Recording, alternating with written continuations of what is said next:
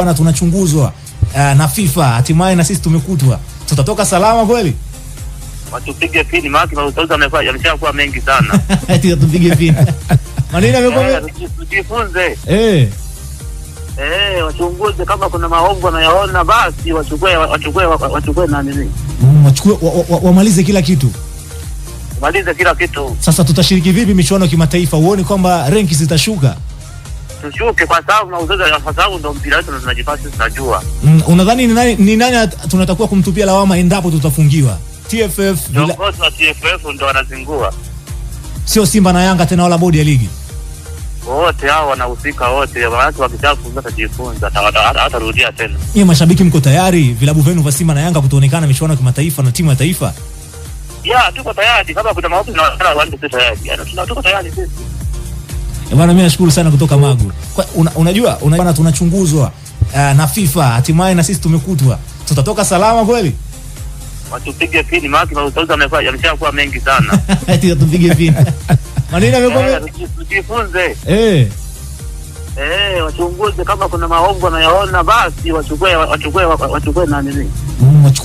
Wamalize kila kitu. Malize kila kitu. Sasa tutashiriki vipi michuano ya kimataifa? Uone kwamba ranki zitashuka? Tushuke kwa sababu mauzo ya sababu ndio mpira wetu tunajipata tunajua. Unadhani ni nani tunatakiwa kumtupia lawama endapo tutafungiwa? TFF, viongozi wa TFF ndio wanazingua. Sio Simba na Yanga tena wala bodi ya ligi.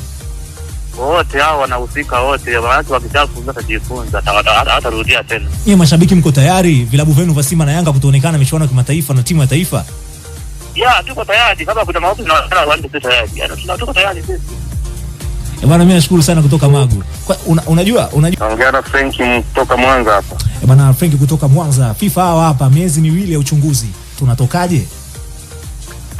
Ukweli unajua hata hawa Yanga tunakuwa tunaona kama walifanya mambo ya ajabu, lakini ukweli ndio ni huo. Yaani TFF wanazingua hivi.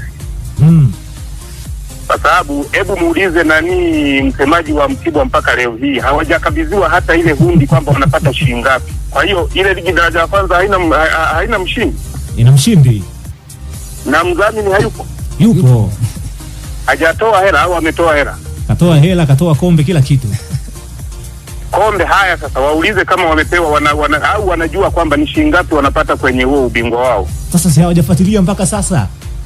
Ni shida ni nani? Kwa nini wasipewe ile hundi ya kwamba mtakabidhiwa kiasi hiki hapo wakati wanakabidhiwa kombe? Yanga yeye kafuatilia, ndio maana watu wamekuja kugundua hajalipo mpaka hivi sasa. Mtibwa akanyamaza. Ndo hivyo sasa. Yanga ina maana alijua kuna madhaifu mengi na ndio maana akapitia kwenye mlango huo. Nani TFF wanazingua kaka. Wanazingua sana hizo. Wewe angalia JKT, yani unakuja kukabidhiwa JKT Queens, unakuja kukabidhiwa kombe. Mechi zilishaisha kitambo. Yani hata ile hamasa ya kwamba leo tumechukua kombe haipo. Uzito, unadhani uzito unatokana na nini? Uzito yani unatokana na nani? Yani mimi naona viongozi wa nani wa juu hawako makini. Yani bila hisi hela wanazipiga, yani sielewi kaka hizi. Kwamba zinapita mfuko wa kushoto. Zinapita mfuko wa kulia, zinawekwa mkono wa kulia. Tupo kwenye uchaguzi sasa. Watu hawataki kujitokeza kugombea hizo nafasi. Mimi kwa huu uchunguzi naona tutatoka salama, ila TFF wabadilike kwa kweli. Uchaguzi huu hapa, rais wa namna gani tunamtaka? Watu washaanza kuchukua fomu, lakini uchache wa shida ni kitu kimoja kaka. Unaona issue ya Idonzi Beti.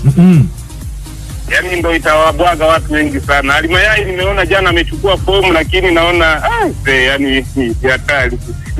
Kwenye kitu chake bado yuko madarakani, yani kuna kazi. Hawezi kutoboa. Akipata Idonzi Beti anaweza, yani akipata tu zile Idonzi Beti anaweza akatoboa hivi.